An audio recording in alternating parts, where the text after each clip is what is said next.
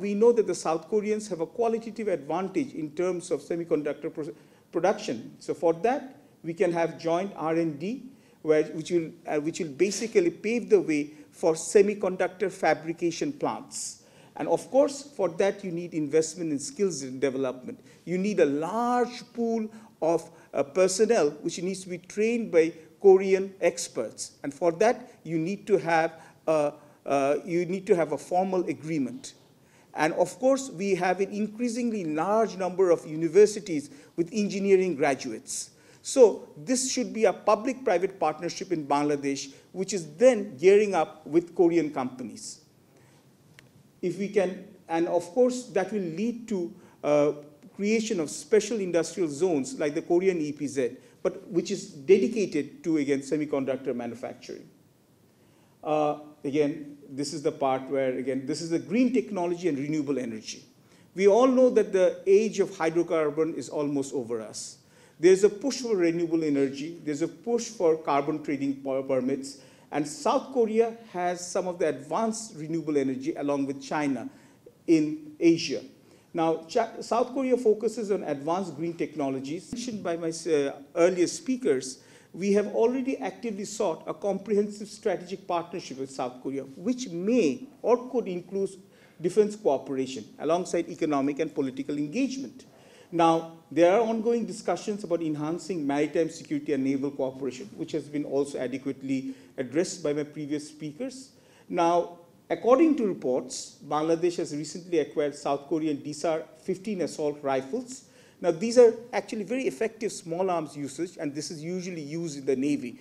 And apparently, if reports are to be believed, it has proved to be quite a hit. So again, the Bangladesh Navy's appetite for small arms, now that can be also satisfied significantly as the Navy's presence and size increases, and as we engage more and more with ownership of our Bay of Bengal and into the Indo-Pacific strategy. So again, South Korea could be an important conduit. And also, if reports are to be believed, negotiations are underway for larger, more complex systems, such as 6 improved Jang Bogo class submarines.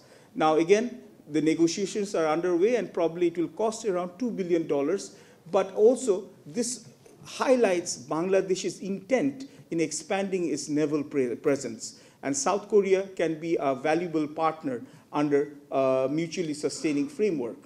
Apart from this is also ties in with our Forces Goal 2030, which aims to modernize Bangladesh's defense industry and reduces weapons reliance from one single industry. And now let me touch not the elephant in the room, which could be very well me, but it's the dragon in the room. Because there's something that has come out in June and July of 2025. It's the Think Twice Act. And what is the Think Twice Act? This has been introduced, or this has been sponsored by Senator Pete Ricketts of Nebraska. And again, the legislation contains several components. The first one is to discourage third countries from buying weapons, sophisticated weapons from China. And number 2, increasing sales of American weapons to third countries. And number 3, even exploring potential prospects of ban on countries which acquire Chinese weapons. So this is the Think Twice Act.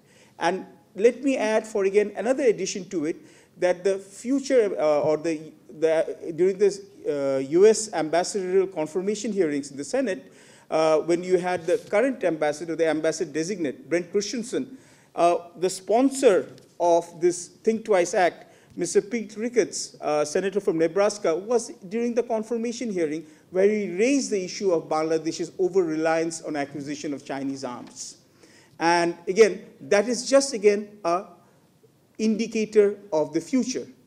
And if I am to believe the report that has been published in Dhaka Tribune, because information regarding weapons purchase is a bit opaque in the best of times. So according to the Center for Development Alternative, and the report was published in Dhaka Tribune probably in April.